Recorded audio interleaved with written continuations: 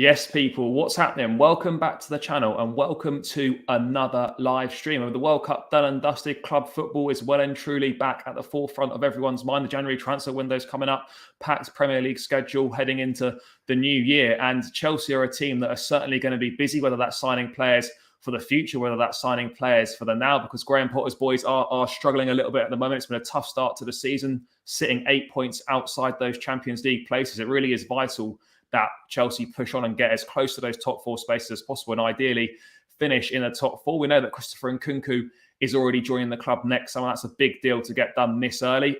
David Fofana from Mulder looks like he's all but done, as is Andrey Santos, the Vasco da Gama midfield player, which these are kind of more guys for the future. And that's where I wanted to start, Rob. Firstly, mate, thank you so much for coming on. Really appreciate it. David Fofana had his medical tests yesterday, all fine. He's expected to be unveiled at some point soon. Obviously, long-term contract agreed. Andrey Santos slightly further behind, but that deal is almost done. What's kind of the plan with this? Because we've seen Todd Boehly come in and we know that he wants to build a squad in the coming years for kind of the bulk of the squad to be made up of players under the age of 25. What's the plan with the likes of Fofana and obviously Andrey Santos to follow? Because if we're being honest, they're not ready for Chelsea first team football right now. So where do we kind of see them ending up sort of for the rest of this season, perhaps next season as well? Yeah, certainly I think in Andrey Santos's case, I think he'll go on loan in January. I'd be very surprised if they keep him around. I think it's going to be very hard to get a work permit through with the state he is at the moment. I think he needs a few more Brazil under-20 caps. In terms of David Fofana, that's one where I think Chelsea have acted a little bit more instinctively, and maybe they would have liked to have left him for another 6 months if possible, but they've sort of acted ahead because they know there was a lot of interest in the player, most notably from Brighton. He was on PSV's list to replace Cody Gakpo. That they've moved forward, I think, to ensure they get the player in beforehand. Now, one of the main things that drives all of this is the new Vision 2030 project, which again, I'm sure it's going to become the new favourite buzzword for people in the next few sort of months, and you're going to hear it mentioned an awful lot. But so the club's sort of plan to try and evolve the squad, as per se, I think is the best way to describe it, and change the way it's sort of structured so that it basically formulates three parts. There are players inside of it that are from the youth academy and a percentage coming through from the youth, a percentage of players that they sign as young players and then they develop at the club, and then a final percentage of players that they sign when they're ready and sort of sign them as oven-ready players, effectively to come straight in. One of the main drivers, I think, behind this has been the fact that there have been a lot of players within the academy that have left the academy because they don't feel there's enough of a structured pathway there, and they've gone on and turned out to be very, very good players. People like Jamal Musiala, for example, where there was more of an interest in, he himself had a project from Bayern where they came to him and said, in X amount of time we'll have you in the first team. And Chelsea are trying to almost sort of replicate that with people like Andrey Santos, with David Fofana. They're saying these are the plans we've got in place. I understand a lot of it is being spearheaded by Neil Bath, and again, Neil Bath's sort of involvement in it is probably not with undue time because he's such a well-respected figure in form and development.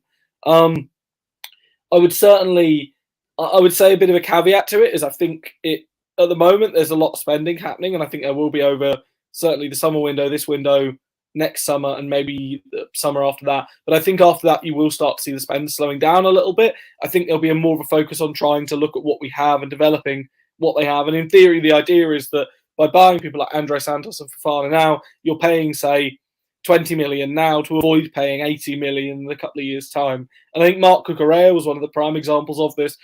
Obviously, I appreciate so far he's had a checkered start to his Chelsea career, but I think, it's fair to say he was very good last year at Brighton. There is a good player in there. Chelsea had a chance, if they wanted to sign him for 15 million the year before he went to Brighton, and then subsequently ended up paying 60 million plus the loan of Levi Colwill. And it's trying to avoid scenarios like that, where, for example, with David Fofana, who scores very highly on a lot of the sort of scouting reports in terms of what Chelsea want from a striker and want from a more mobile option up front, it is quite interesting, I think, that they've gone ahead and jumped now because they know Brighton are interested. They know Brentford had interest in the player, PSV. And you're seeing it with people like PSV, for example. They won't sell players for the cheap anymore. We're no longer in a market. I think, we've moved a long way away from that market where you get a lot of players being sold cheaply. Yeah, for sure. It's almost, I suppose, cutting out that middleman, as it were, discovering these players before, as you say, they become those 50, 60, 70 million pound players, and Moise Caicedo being another prime example of that. But in terms of, again, we'll just keep on these future players for the time being. What can you tell me about Vitor Roque, the Atletico Paranense midfield player? Another one that Chelsea are interested in. Obviously, a host of top European clubs are after him, meant to be kind of one of the next big things coming out of Brazil. Obviously, Chelsea missed out, perhaps expectedly, on Andrey to Real Madrid. But I was doing a little bit of research, and Felipe Scolari, obviously former Chelsea manager, knows Brazilian football very well, described Vitor Roque as a dual, spectacular, pure hard worker, but still developing at 17. He turned pro at 15, some things to work on. Imagine in 2 to 3 years. Mentally, he's spectacular, good kid. He'll be world class. Obviously, there's still a long way to go to see if he'll reach that potential, but that's kind of a big praise from Scolari on Roque. What can we? How's this deal looking at the moment? Are Chelsea kind of at the front of the queue for it? Is there still a few things to be done? I would less sort of view it as a queue and more of a case that Chelsea have to make a very good proposal to the player. They have to make the right proposal that fits in with his development. Certainly, there is a feeling internally that they're able to do that. There was a feeling with Andrey as well. And in the case of Andrey, I think it was more of a fact that because there was such a hype around the player, and it got to that point where there was perhaps more hype than there was around Vitor Roque. It sort of means that you kind of end up in a bit of an arms race. Certainly, there have been additional payments involved in the Andrey deal that are things that Chelsea don't tend to really like getting involved in, such as significant agent fees, payments to players, payers, etc. Which is certainly in the past Chelsea have chosen not to get involved in. And I think there are three sort of main. I detest the phrase "attacking wonder kid" because I use it ironically from the fact it's a manager phrase. But there are three sort of big ones in Brazil at the moment: in Andrey, Vitor Roque, and William Esteval. Esteval is going to end up being next year's equivalent of the Andrey saga. I think he's 15 at the moment. He's whispered in places. One of my friends lovingly nicknamed him Messiinho. By the way he sort of plays. PSG themselves have already put themselves in pole position, and they've done a lot of groundwork on that deal. They have interest in Vitor Roque as well, but certainly I think Chelsea are trying to steal a bit more of a march on this one. And the big thing about Vitor Roque is that he has a release clause in there that Chelsea could just trigger, but I think they'll be much more interested in trying to negotiate some sort of deal similar to how the Andrey situation worked out. Andrey did have a release clause that clubs could pay, but I think Chelsea are more trying to, manufacture something that's maybe a significant chunk up front and then the amount in add-ons based on how well they expect him to be. One thing that I will say as a sort of note of caution with it is that Chelsea don't want to be seen as being used as sort of anyone's second choice, or they don't want to go ahead and put proposals forward to players and then be like, we'll get back to you and sort of hedge the bets. In terms of Vitor Roque, he wouldn't, even if he was signed now, he wouldn't be able to come in until the summer because of his age. He would need to turn 18. And that's one of the interesting things about William Esteval. Like the Esteval transfer, at the moment he's 15. He can only start talking to anyone when he turns 16. And even then you're talking 2025 before he even, would arrive in the country because he can't move until he's 18. So I think with Vitor Roque, Chelsea might try and close something in January. But even if they didn't, I think this was the sort of thing they would continue negotiating ongoing through the first half of the year with the knowledge that he doesn't turn 16 until I think the end of February. No, 18 until the end of February, sorry. And there's opportunities to make something happen in that time frame.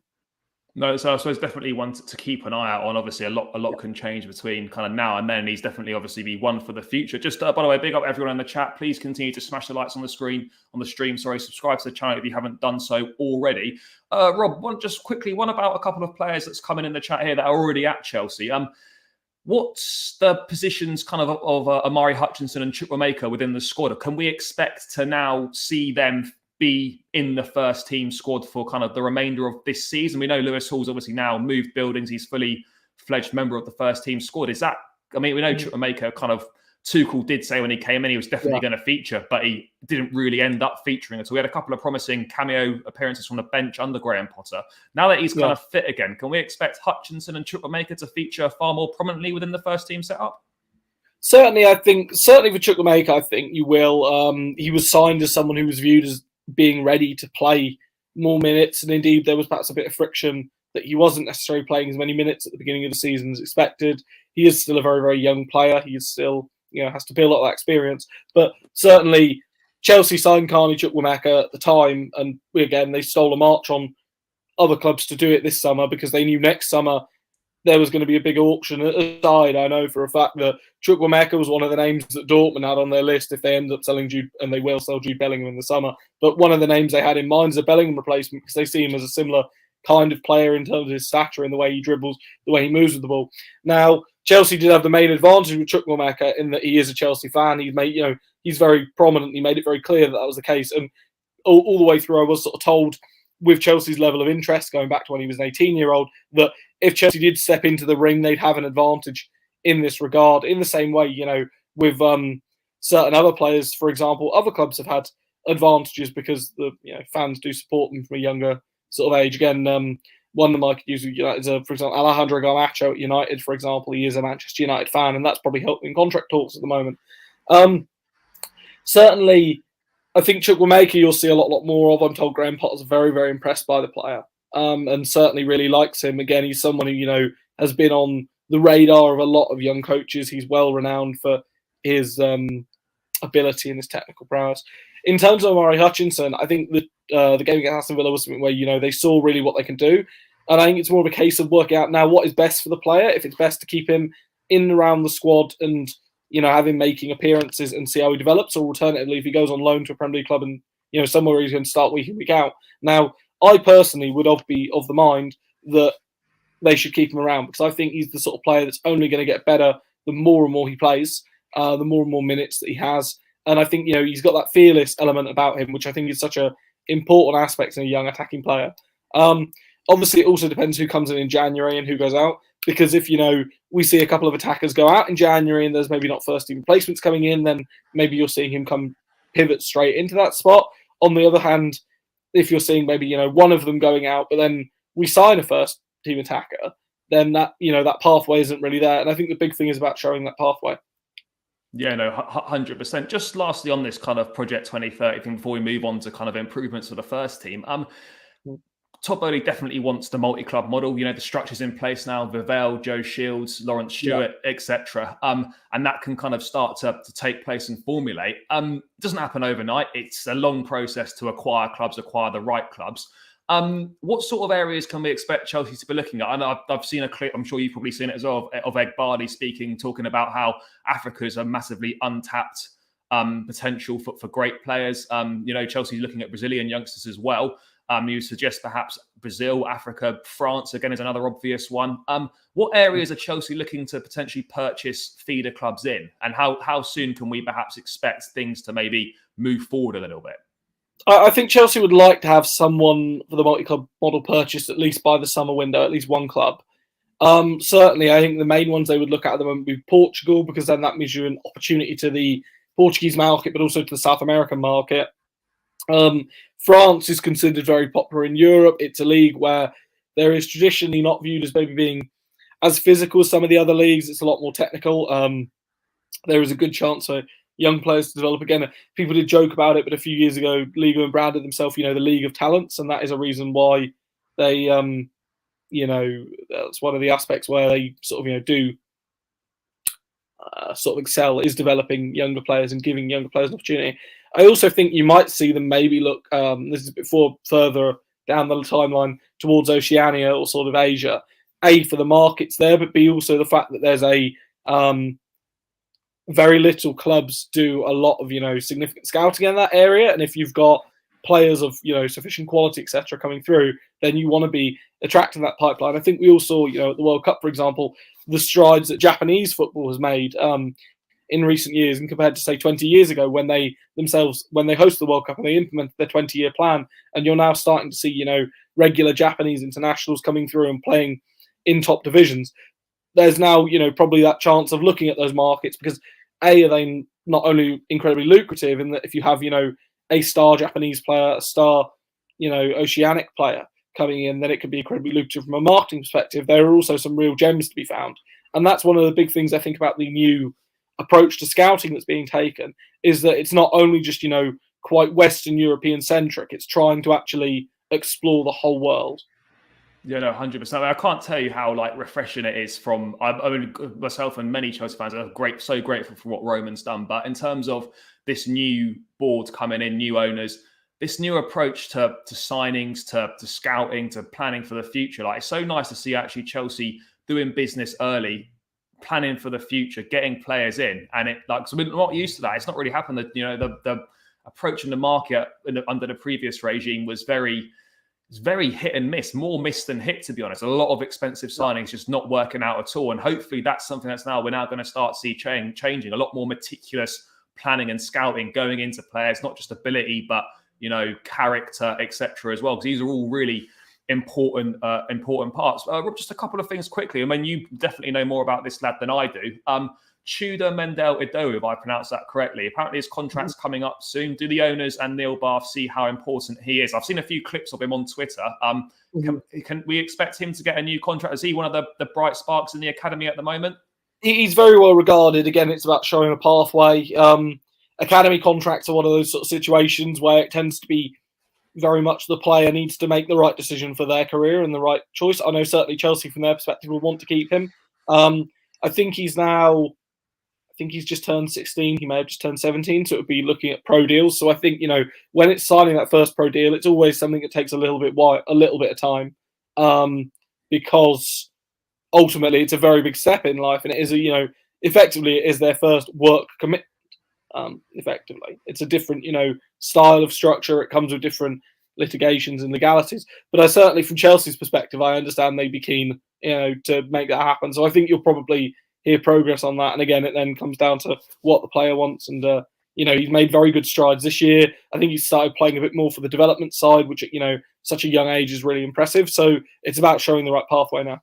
Yeah, 100%. I think there is more of a clearer pathway now. I think if you look at Chelsea now compared to even just a few years ago, there's so many academy graduates not just in the squad, but starting as well. Mount, Reece James, Loftus-Cheek. You've got obviously Callum Hudson-Odoi in the past has played a lot. Obviously Tamori, Chalobah, etc. I think there is now a clear pathway. So I think there's more of a incentive for youngsters to kind of sign on, knowing that they can actually play for the first team if they prove they're good enough. And I think that's something that's not always been there at Chelsea. And, it saves you a lot of money as well in the market if you can develop your own players. And even if, they ultimately players don't end up quite good enough for Chelsea, you can still sell on for a sizable profit, as we've seen with many players in the past. But let's move forward to kind of the present now. Rob, obviously it's great that we're dealing with players for a few years' time, but the present at Chelsea is not great. January is a tricky window. Chelsea are going to be active. Midfield is a priority position.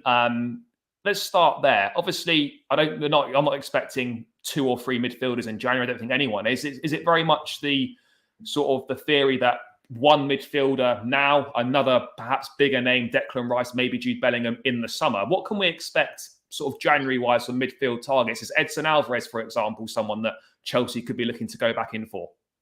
I think, firstly, I'll sort of caveat and say January is a very, very difficult time to buy because clubs traditionally don't want to sell and fees tend to be inflated, and players that, suddenly were, say, 20 million in the summer suddenly become 40 million in January just because it becomes harder to replace and recruit. It is also a shorter window. That's one of the things I would say now is because it's a much shorter window, and if you can get a couple of signings ready, coming in the door, not necessarily on 1st of January, I'm not expecting to necessarily be unveiled at midnight, but, unveiled in that first week of something, or, you're sorted, it takes a lot of pressure off the club. It takes a lot of pressure on from that window in terms of getting primary targets sorted. Now, what I will say is I think Chelsea would like to bring a first-choice midfielder, or first-team midfielder in. I won't say first-choice midfielder, but a first-team midfielder in. However, they've got a few variables, I suppose, they have to work out. Number one, the big one is Kante and Jorginho's contracts and working out what they're both doing. At the moment, no contract is signed. As of, is it 8 days now? 8 days now, in theory, a club can come up to them and, outside of England and offer them a pre-contract. Certainly, there is a feeling that N'Golo Kante has been already had, conversations with clubs and has had, discussions with clubs, most notably Barcelona. Paris Saint-Germain have registered an interest in him before and could easily return because they do like high-profile French players.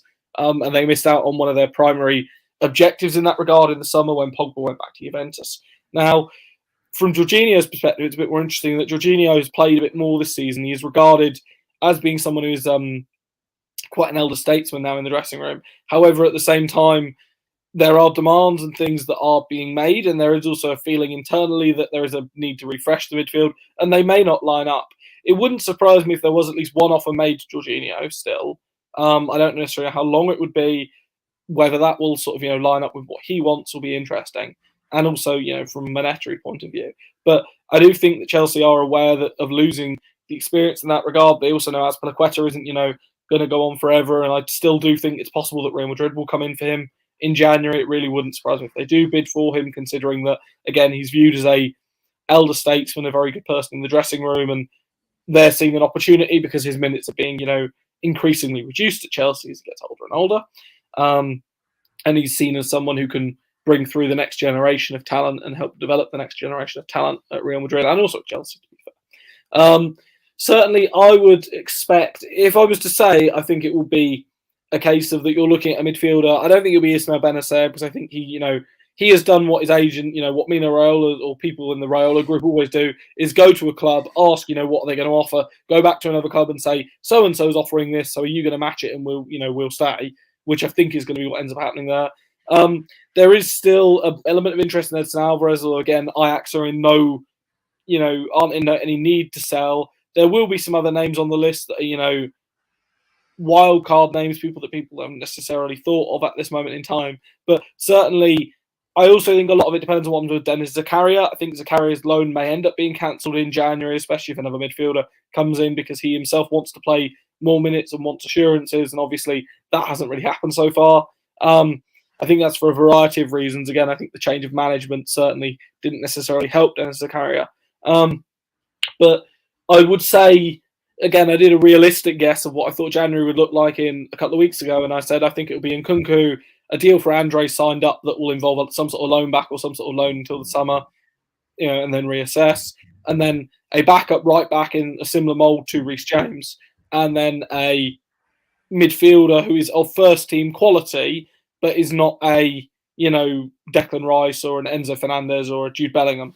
Certainly, the club know, for example, like Enzo Fernandez, that there is a release clause, and if they wanted to, they could go ahead and pay it. However, Benfica themselves have made it very clear offers below the release clause will just be ignored, and they'd like to sit down with the agent and increase that release clause even further, as the World Cup has, accentuated the eyes on him. Jude Bellingham, you will no doubt see various reports in the next couple of months at various points that Liverpool, Manchester City, Chelsea, Real Madrid, X, Y, and Z are all ahead or will want him and, are close to striking a deal. Dortmund are in no mood to actually sit and discuss it with teams until the summer. They are very happy to, sit. They know they've got enough for length of a contract on the player, and ideally they'd like to get an auction going. They'd like to, get a record fee. They do have some replacements in mind, so it'll be interesting to see how, that manifests and manifolds. But I think you will see a midfielder arrive, although I don't necessarily think it will be one of the names people necessarily expect. And, it might be a case that the club again dig into the scouting network and see what the scouts recommend for this sort of role. Someone mentioned Martin Zubimendi. I personally haven't heard anything about Martin Zubimendi. I know Sai reported about it the other day. The only thing I know about Zubimendi is that he's Xavi's first choice to replace Sergio Busquets. And, Xavi really, really rates the player. But again, I don't know if there's any particular interest from Chelsea. Again, he scores very highly in scouting reports, so it is possible, but certainly I haven't heard anything. In terms of another area, Rob, obviously we know Reece James is obviously Chelsea's best right wing back, one of the best players in the world in that position.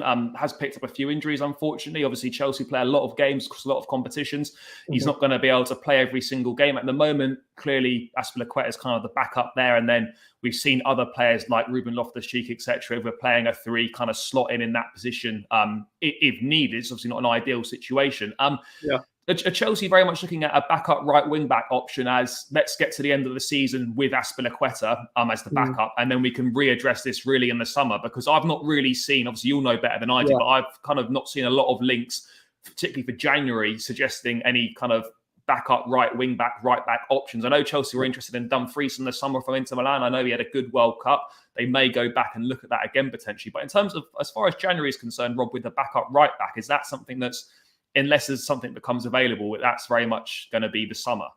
Yeah, I mean, it's interesting. Again, partly it depends on what Azpilicueta does in January, because if Azpilicueta does decide to leave, the club will want to replace him.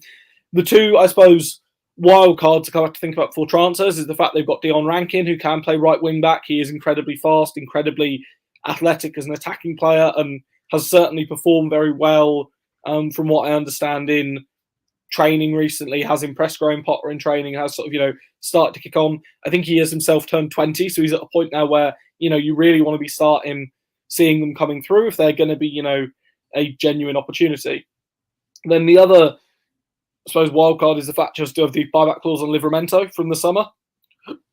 Livramento has obviously been injured for some time. He is coming back to full fitness at Southampton, but was obviously playing very, very well.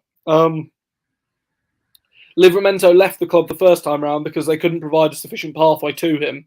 And it will be, how you show that pathway to people, again, whether it involves Reece James maybe moving into the midfield or, playing with some sort of three with James as the right-sided centre-back and then Livramento as the right wing-back. It'll be interesting to see how they sort of do. But I think certainly from my perspective for January, the key names that Chelsea do really like, Dumfries is someone they really like, but I think he'll be priced out. Chelsea won't have any interest in paying 40, 50 million, which is what Inter Milan will want. Inter will know they've got a long contract there and they will, know they hold all the cards here. Dumfries himself is not really looking to move from Inter Milan, so it's not really a case of that. Malo Gusto is probably the interesting one at Lyon. His contract is up, I think, in 2024. Lyon would like him to extend. His agent is certainly keen on listening to offers. He's a very athletic, very promising young fullback, but again, it's whether you can persuade him to come and compete with Reece James. And then the other one is, and this will be interesting because there are a lot of Premier League clubs interested in him, most notably also Manchester United, and Manchester City do have retained element of interest in the player, is Jeremy Frimpong at Bayer Leverkusen. He can play further up the pitch. He can play on the right-hand side of the midfield, the right wing as well. Can play wing-back, can play as a right-back. And he himself has privately made it known that he would not be against leaving Bayer Leverkusen. And certainly, conversations have been had. But again, long contract, Bayer themselves, although they've struggled in the first half of the season, but they aren't necessarily interested to sell. And again, they'd ideally like an auction to happen. And I don't think Chelsea will have any stomach getting involved in an auction in January. So I think most likely, again, there will be a right-back signed in January if Azpilicueta goes. But I think that relies on Azpilicueta going. I think they'd like to try and see how they can stick out until the summer. You obviously seen at times Loftus-Cheek has played at wing-back. They have Dion Rankin that can play as a right-back. Azpilicueta can play properly as a right-back. You could stick Trevor Chalobah out there in a pinch as well. So there are, and I've even heard someone suggest Lewis Hall could be put in that right back position. I would say that someone that says about the agent says they don't want Inter to price out Dumfries. What an agent says in public and what actually happens or going on often are two very different things. I most of the time just ignore whatever an agent says in public because it's complete nonsense. A couple of other names people have asked about there just in the midfielders. Moise Caicedo, again, Chelsea are along a long list of clubs, United, City, Liverpool, Real Madrid, Juventus, that all really like the Atletico Madrid, that all really like the player. He's settled at Brighton. He's not looking exactly to move. He has a long contract there. Brighton are not in a position where they need to sell in this window.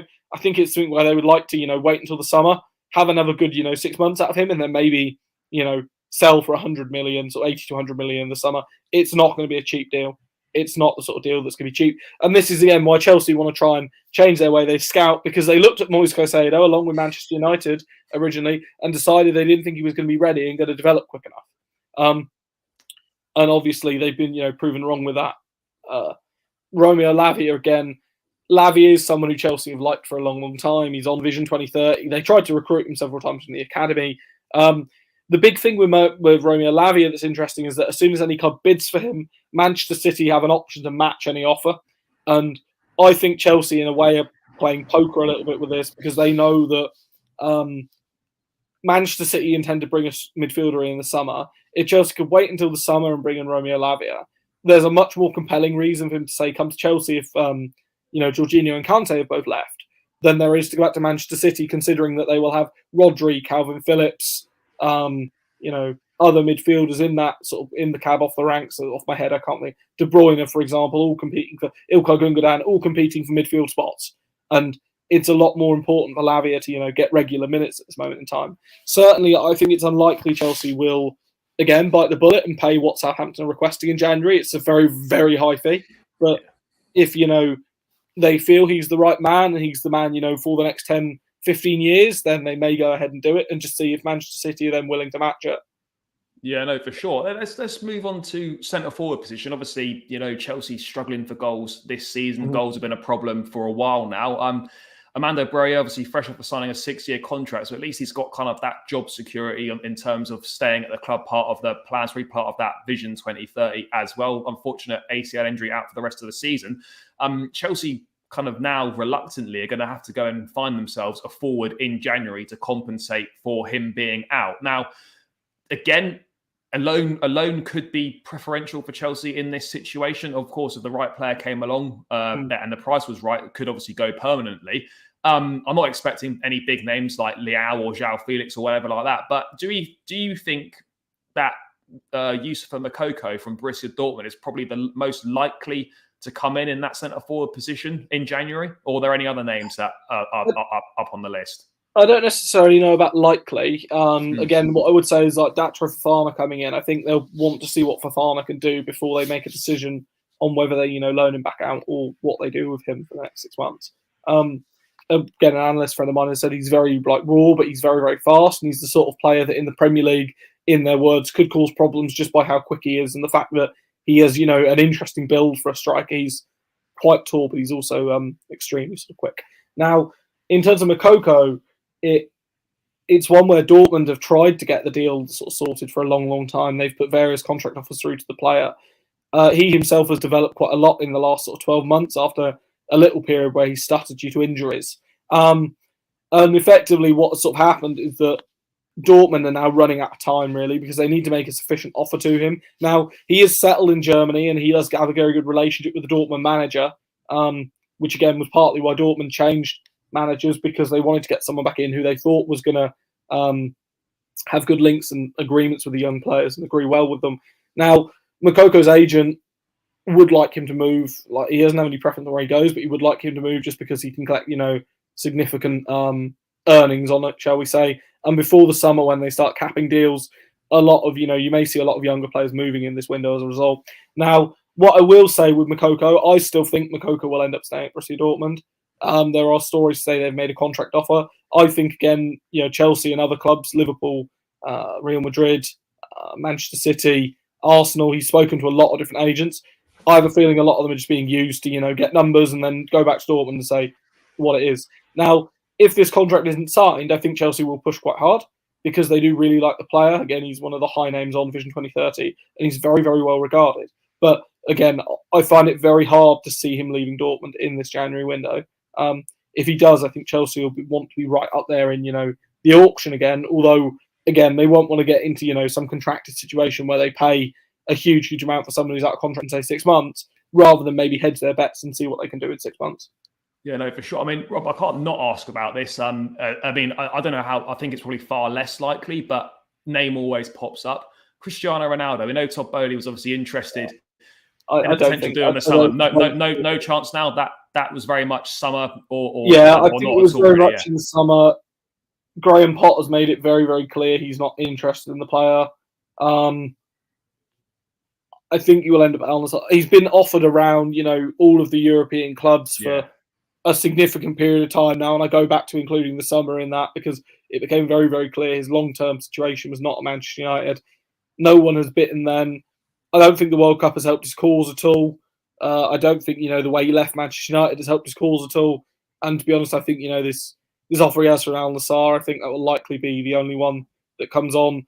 There are other clubs, people like Frankfurt, Marseille that have spoken about and said, the financial demands behind the deal are extraordinary. I can't see Chelsea biting at it at the cost that we're talking about.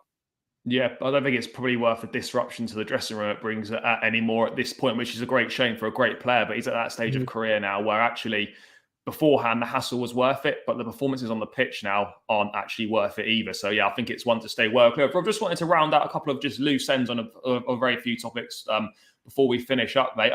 Question in the chat from a while ago. I did see this link as well. Arsenal youngster Ethan Nwaneri, if I pronounce that properly. Obviously, I think he was the youngest ever Premier League debutant, 15. I think he came on against Brentford. Right. Yeah.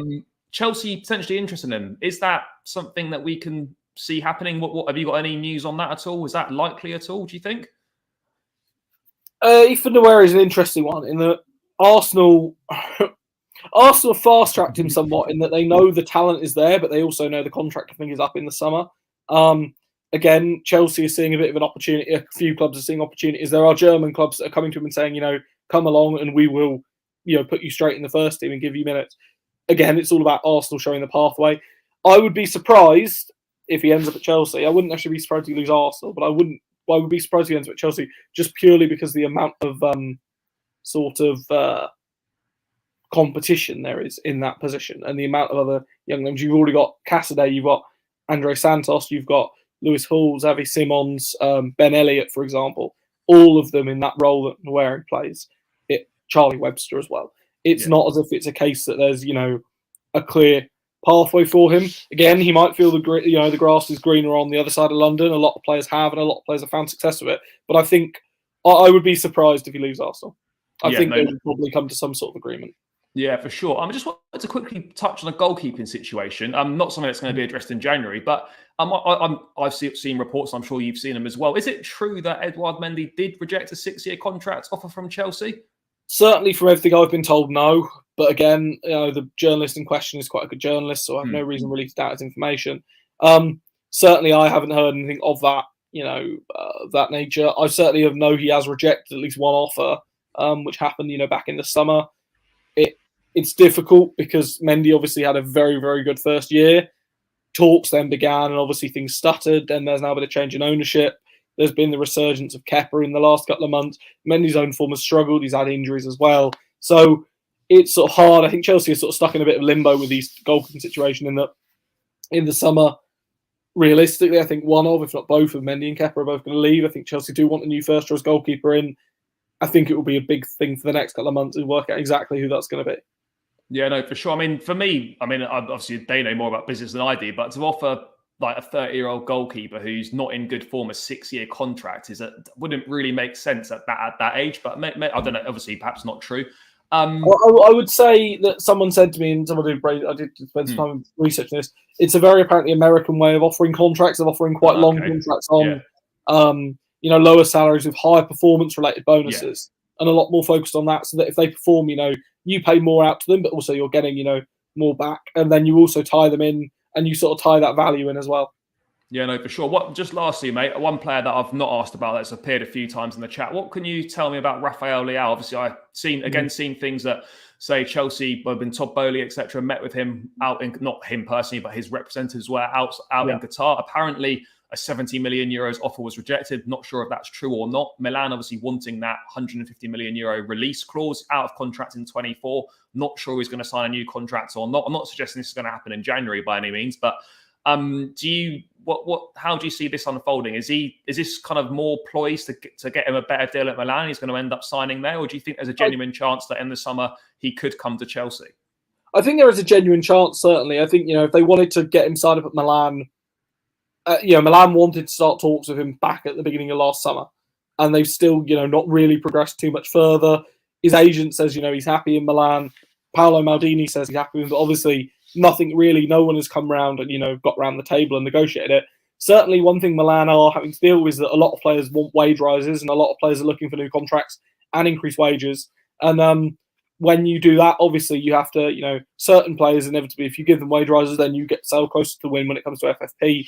And then you have other players wanting wage rises. Now, I certainly don't think it'll happen in January. I've said this to someone. I'll go on record again. I'll give away a Leao shirt if he happens in January. I did it in the summer. I said it won't happen. I still don't think it'll happen in January. But I think if it's still not signed by the summer, then I think Chelsea will really push if they're in a position to be able to do so. Obviously, the Champions League question maybe does come into it, and that Leao will have offers from clubs that are, definitively going to be in the Champions League. But I don't think Chelsea want that marquee player. They want that exciting attacker. And Leao is someone, even dating back to his days at Sporting Lisbon and his days at Lille, Chelsea have had a lot of interest in the player before and have really, really liked him. So I think it's one that Chelsea certainly will, if they can get it done, they will really, really push for this one because he's probably the key name on the list. I mean, I think, isn't there also, correct me if I'm wrong, there's something to do with money being potentially earned to Lille, or Lille having to pay a certain amount of money to Sporting Lisbon because of the way he Yeah, left? yes. Would that fee, would that money have to be kind of incorporated within a fee to pay that off, or is that a totally separate issue? Again, I believe it's a legal sort of issue. I think, certainly from what I understand, when Chelsea did make offers in the summer for Rafael Leao, they did agree to pay off the relevant amounts involved in that, and pay off those amounts. But I think, again, they'd be separate to any transfer fee because they're involved in the sort of the litigation. One thing I will say as a general sort of rule of thumb for everyone is that when you hear transfer fees reported in the media, selling clubs will always leak the highest possible fee, including all of the add-ons, in order to try and make it seem like they've got the best deal. Buying clubs always leak the lowest possible fee. That's why I don't really tend to talk about finances. It just confuses people because you also don't know if you're talking pre-tax, post-tax.